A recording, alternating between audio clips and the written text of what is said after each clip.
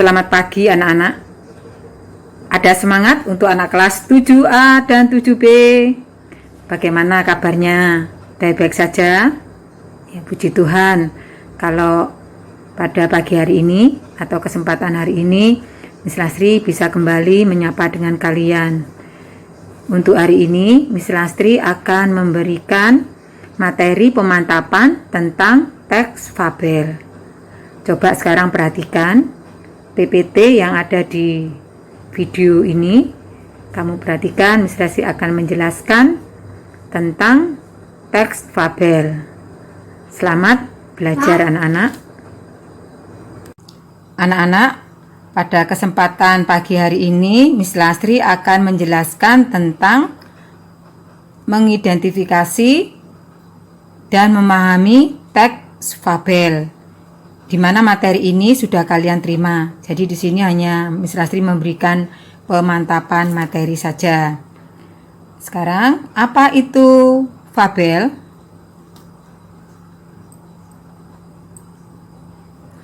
Fabel adalah teks cerita yang menggambarkan watak dan budi manusia yang pelakunya diperankan oleh binatang. Biasanya berisi pendidikan moral dan budi pekerti. Yang kedua, ciri-ciri teks fabel. Apa itu ciri-ciri teks fabel? Ciri-ciri teks fabel: 1. Hewan sebagai tokoh utama. Yang kedua, penggambaran moral atau kritik kehidupan.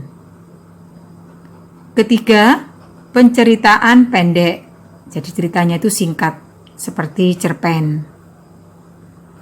Yang keempat, pilihan katanya mudah. Apa itu pilihan kata?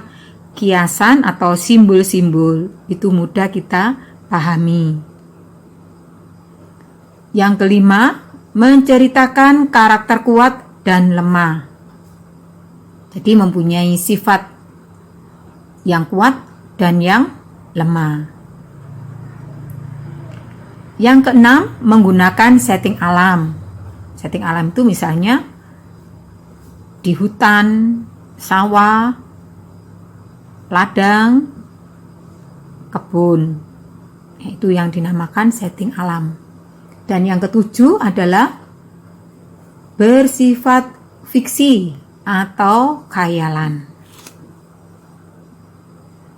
Sekarang yang ketiga, yaitu struktur teks fabel.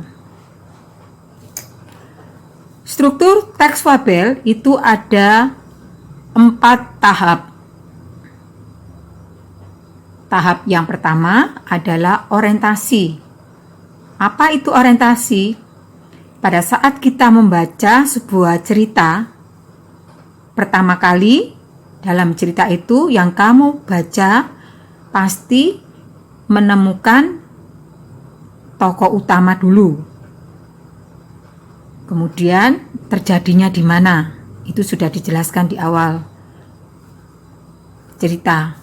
Nah, itu yang dinamakan tahap orientasi, yaitu pengenalan tokoh dan latar atau tempat terjadinya peristiwa itu. Tahap yang kedua yaitu komplikasi. Apa itu komplikasi? Setelah pengenalan tokoh, itu munculnya masalah. Jadi, masalah itu muncul sampai masalah itu memuncak. Jadi ada kerumitan. Belum ada solusi dari peristiwa atau masalah yang dihadapi oleh tokoh. Setelah itu, tahap yang ketiga itu tahap resolusi. Jadi munculnya tokoh pendamai atau tokoh penengah. Jadi masalah itu sudah ada titik terangnya, ada jalan keluarnya. Itu pemecahan masalah. Dan yang keempat atau tahap yang keempat adalah koda. Koda akhir dari cerita yang biasanya mengandung nasihat atau pesan moral. Itu anak-anak struktur teks fabel. Dan di sini Miss Lastri memberikan contoh sebuah cerita. Nanti kalian baca. Di situ Miss Lastri sudah memberikan contoh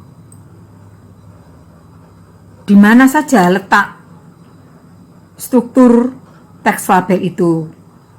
Mulai dari orientasi, komplikasi, resolusi, dan koda.